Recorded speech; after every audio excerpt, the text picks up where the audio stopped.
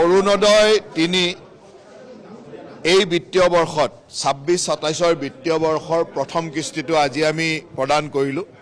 আপোনালোকে জানে যে যোৱা বিত্তীয় বৰ্ষত আমি ৯,০০০ টকা এটা সকলো অৰুণোদয় আই মাতৃসকলক দিছিলোঁ। তাৰ পিছতে যেহেতু আমাৰ বাজেট অনুমোদন হোৱা নাছিল, নতুন বিত্তীয় বৰ্ষৰ বাজেট যোৱা ৩ দিন আগত গৃহীত হোৱাৰ পিছত আমি আজি ১ তাৰিখে অসমৰ ৩৭ লাখতকৈ বেছি আই মাতৃক অৰুণোদয়ৰ ধনৰাশি আজি মুকলি কৰি দিয়া হ'ল।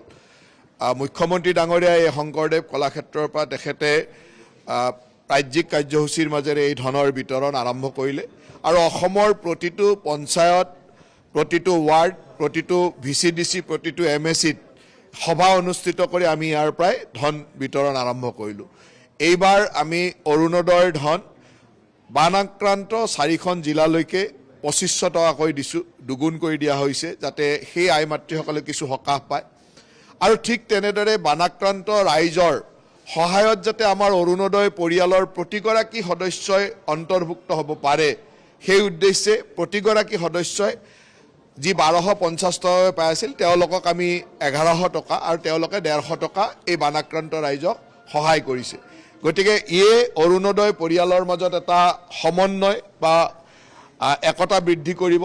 তাৰ লগে লগে আমি অৰুণোদয় পৰিয়ালসমূহে বা অৰুণোদয় আই মাতৃসকলে যদি কেতিয়াবা কিবা অসুবিধাত পৰে, হয়তো তেওঁলোকৰ কেতিয়াবা কিবা কাৰণত বেংকৰ আধাৰ লিংক হোৱা নাই বা কিবা কাৰণত তেওঁৰ KYC হোৱা নাই, এই ধৰণৰ কাৰণত কেতিয়াবা অৰুণোদয় তেওঁৰ একাউণ্টত নোসোমায়। সেইকাৰণে প্ৰতিটো সমষ্টিতে এগৰাকীকৈ অৰুণোদয় সাৰথি দিয়াৰ কথা আজি ঘোষণা কৰা হৈছে আৰু প্ৰতিটো সমষ্টিত এগৰাকী বিষয়াক আমি তাত অৰুণোদয় সাৰথি হিচাপে দিম, যাতে তেওঁ সেই সমষ্টিতে থাকি কিবা অসুবিধা হ'লে ইমিডিয়েটলি অৰুণোদয় আই মাতৃগৰাকীয়ে তেখেতক লগ কৰিব, তেখেতে লগালগ কি কাৰণত পোৱা নাই, কিবা যদি অসুবিধা হৈছে সেইটো জানি ল'ব আৰু অৰুণোদয় বিচৰাসকলেও তেওঁক আহি আবেদন দিব পাৰিব। আৰু কোনোবাই অৰুণোদয় হ'ল যে তেওঁৰ ঘৰৰ পৰিয়ালত চাকৰি হ'ল, নিজে ওলাই যাব বিচাৰিছে, সেইবিলাক কামো তাত কৰিব পাৰিব।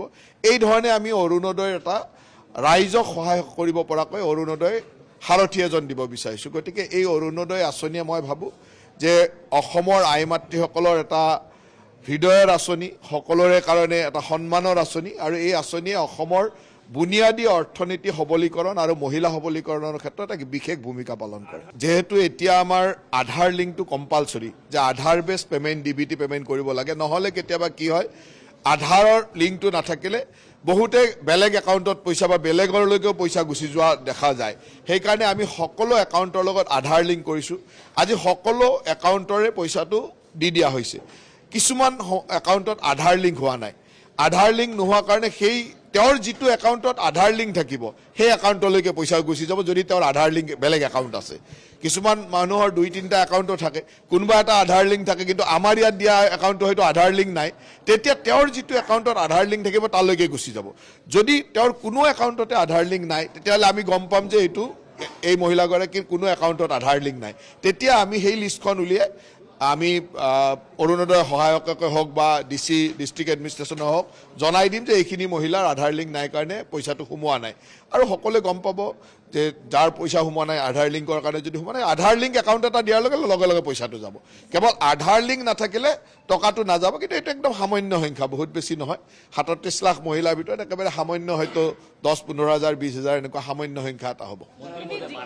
প্ৰায় 4.5 লাখ বানাক্ৰান্ত 4খন জিলাত প্ৰায় 4.5 লাখ হিতাধিকাৰী আছে। এই 4.5 লাখ হিতাধিকাৰীয়ে ২৫০০ টকাকৈ পাব।